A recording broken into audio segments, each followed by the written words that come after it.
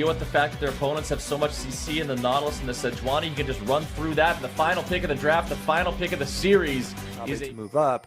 That can turn the tides here. And Dardoch is so happy to trade time with the Olaf, but he's going in too quick. Oh, this fight is going real bad early on for TSM. Dardoch already killed off. Santorin at 200 HP. He's got to fall back. Right out of Champ Select, Olaf is like, all right, I got this. Yup, I'm Olaf. Champ Select. We're versus Sejuani.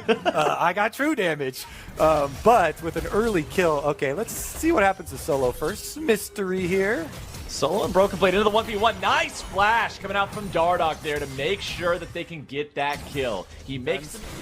So definitely successful use there, but Power of Evil once again gets first push on the mid wave because he is Azir, has the extra range advantage. Santorin now into the enemy jungle here once more. He'll steal away the chicken camp first. Solo has also already positioned himself behind their opponents. Santorin is going to be jumped on here, loses a lot of HP, but the Emperor's Divide comes down. Solo coming in from the side. Power of Evil low on mana. Solo still here fighting on the front line. Broken Blade taken very low. The Haymaker not quite able to take him down. They're still chasing after Dardoch. The axes are flying and Dardoch is down. Flyquest get the fight. That was frightening in the late game, so if this Olaf can help them get there, it'll mean a lot. It's a 4-man dive that's going to come out here in the bottom side from TSM. Ignar's the target at the start. Wild Turtle also going to be taken down below half HP. Santorin has showed up, looking to grab the damage onto Biofrost and finish him off. Kabe's going to eat some damage there from the turret, but over the wall comes Power of Evil. TSM have committed. They have killed both players they came for, but they lose 3 in the crossfire.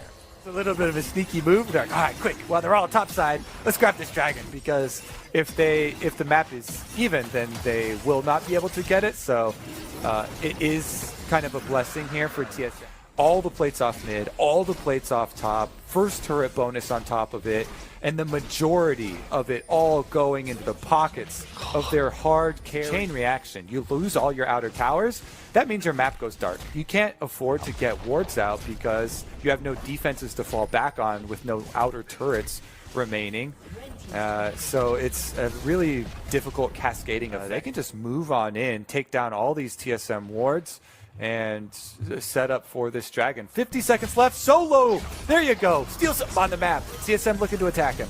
Solo trying to get himself away here. 1v3 is not very good odds, even for a tanky champion, and he will be taken down. Good job there from TSM, taking the opportunity. Himself doesn't really have any difficulty doing so because he's so very strong here on this Olaf. Turtle and Ignar will walk over to make sure that they can take it down as swiftly. Other route though, and that is a more risky route, an all-in route, where you take multiple melee champions. Solo actually gonna get dope again. Solo is just the target of all the TSM animosity in the world. He uses the showstopper, but the chain CC comes down hard and heavy, and that means Solo will be taken out without being able to get a revenge kill here yet again. TSM, they get the kill, and they manage to take the turret down too. The trade, bottom lane tier 2 turret is gone. Santorin and Power of Evil working together to take that one out. Shelly's summoned up. She's going to get another charge here onto the inhibitor turret. Power of Evil and Santorin needing a couple more auto attacks. And that kill onto Solo, that tier 1 turret, ends up being... This Flyquest squad can rush that objective down incredibly quickly if left unattended. Right now, they're not as concerned about that as they are with taking out the remaining tier 2 here on the map. Get our soul point very quickly here. Flyquest seeing if maybe there's a chance to just start a fight off with a 6,000 gold lead. You don't feel like you always need to be waiting. Ignar gets initiated on by Biofrost, who's going to be tanking a lot of damage there on the front line, and the showstopper will do just that. It stops TSM in their tracks. Biofrost is killed. Broken Blade is coming around to make the flank, but he can't even get to the fight before they've already lost a man. Bjergsen in the back lines, trying to make a play now. Santorin goes into the stasis, the stopwatch keeping him safe, while the exhaust also made sure Bjergsen wasn't doing any real damage to anyone else. Broken Blade is still behind the pit. Solo and Santorin still marching forward. Power of Evil has decided to put it on his own shoulders to invade the enemy jungle, kill the enemy jungler, bring in the cavalry, take down Broken Blade, and he is annihilating TSM.